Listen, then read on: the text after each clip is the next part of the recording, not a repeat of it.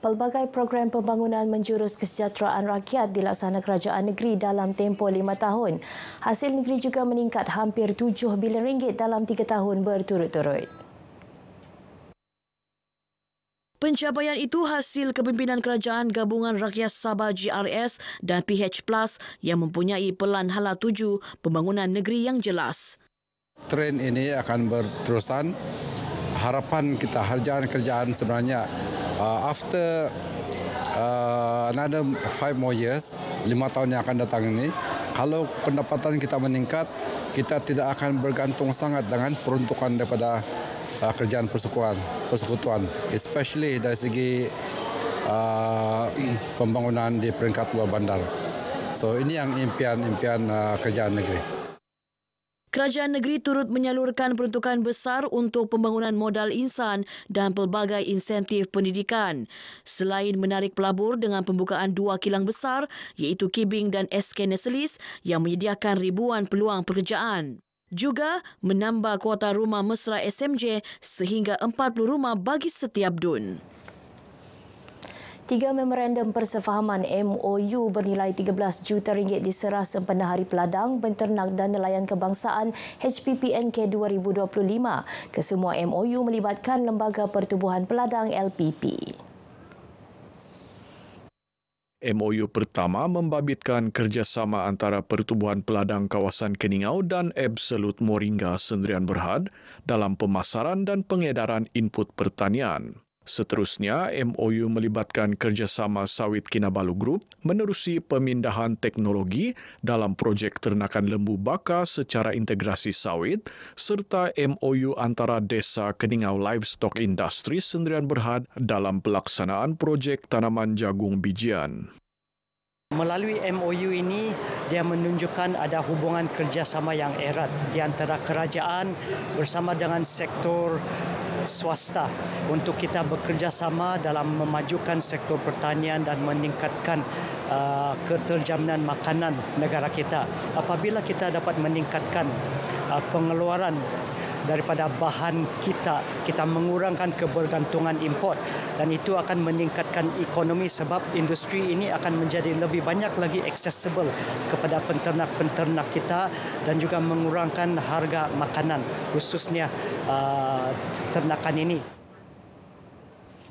Hari Peladang Penternak dan Nelayan Kebangsaan HPPNK 2025 bukan sekadar pameran, malah menukar persepsi masyarakat terhadap bidang pertanian dan perikanan.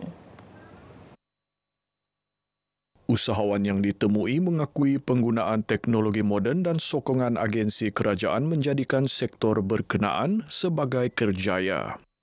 Harapan saya untuk orang muda, terutama yang kawan-kawan yang selalu tanya macam mana mau mula bisnes, macam mana buat sejak pelan-pelan banyak kita punya agensi-agensi kerajaan yang akan membantu. Banyak ilmu-ilmu yang lebih praktikal boleh diaplikasi dalam bidang pertanian yang berteknologi pada waktu ini.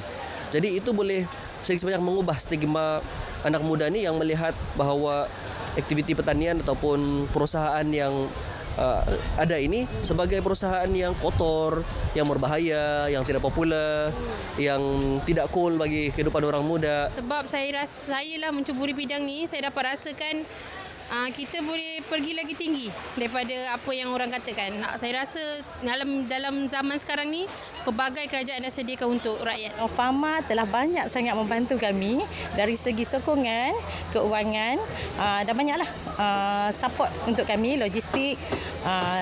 Yang keduanya BPEN, syarikat bahagian perancang ekonomi negeri Perlis, kerajaan negeri Perlis, banyaklah bagi sumber sokongan kepada kami.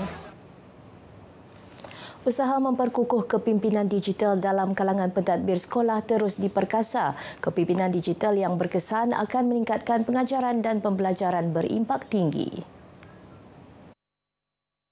Menteri Sains, Teknologi dan Inovasi Datuk Dr. Muhammad Arif berkata, kerajaan negeri komited menyokong agenda pendigitalan pendidikan secara inklusif dan mempan.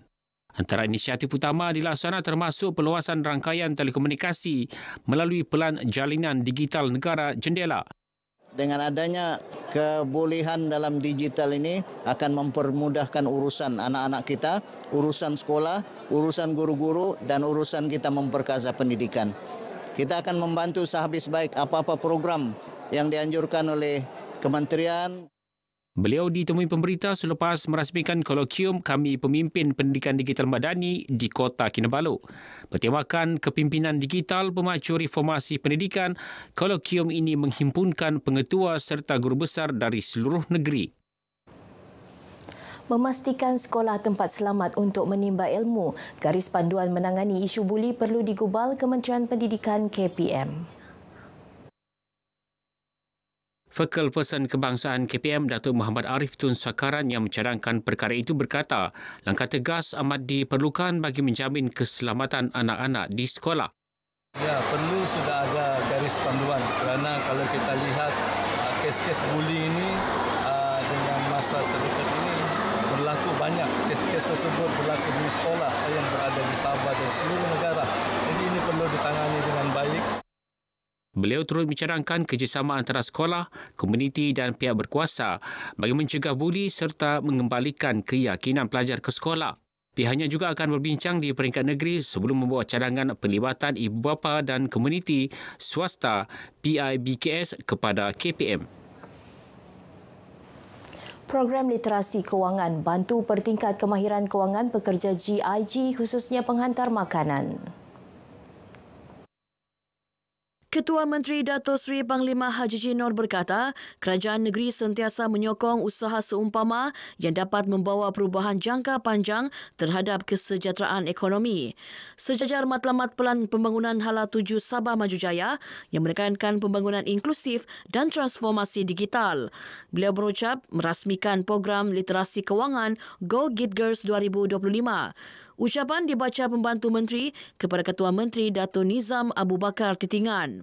Dato' Haji Ji turut mengalu-alukan kerjasama strategik antara sektor awam dan swasta dalam memastikan rakyat celik kewangan serta mampu merancang masa depan lebih terjamin. Dewan Bandaraya Kota Kinabalu di BKK tidak bercadang merobohkan Dewan Masyarakat Kota Kinabalu selepas terlibat kebakaran pada Isnin. Sebaliknya, DBKK akan mengemukakan cadangan ke Kabinet Negeri bagi kerja-kerja baik pulih kerosakan selepas menerima laporan penuh Jabatan Bomba dan Penyelamat. Kerosakan dia lebih daripada 50%, terutama sekali bumbung dia yang jatuh dan juga dinding-dinding yang mana sebahagian besar daripada fittings dia tu terdiri daripada kayu dan juga plywood. Ya, jadi benda tu memang cepat terbakar, tapi yang konkret dia tidak terjejas. Dewan Masyarakat Kota Kinabalu antara bangunan warisan dan menjadi lokasi pelbagai acara rasmi sejak awal era pembangunan Kota Kinabalu selepas merdeka. Dalam era kecerdasan buatan AI, pengamal media perlu menguasai dunia teknologi, bukan sekadar untuk kekal relevan, malah memudahkan tugasan harian. Kegagalan mengadaptasi ilmu baharu akan menyebabkan organisasi media ketinggalan dalam persaingan industri. Yang paling penting memastikan ilmu itu membolehkan kita stay relevan ya, dalam menghadapi cabaran semasa. Kadang kita dapati mereka yang gagal untuk mengadaptasikan ilmu baru boleh menyebabkan sesuatu organisasi media ke belakang dan akhirnya meninggalkan kesan yang buruk atau mereka tidak dapat lagi bersaing. Beliau ditemui media selepas majlis penutupan dan penyampaian sijil kursus Smart Journalism AI Tools for Faster, Smarter Reporting di Kota Kinabalu. Kursus 3 hari anjuran iftar dan Persatuan Wartawan Sabah ini disertai 25 pengamal media dari pelbagai jabatan dan agensi. Roslan turut memaklumkan iftar akan menganjurkan lebih banyak kursus lanjutan termasuk bidang AI, undang-undang media, fotografi dan teknologi terkini serta penggunaan drone dan grafik. Baik, sekian paparan Berita Pagi Sabah kali ini. Menyusul selepas ini Berita Pagi Sarawak bersama Fazril Hisham Afandi di Kuching. Malaysia Madani, rakyat disantuni.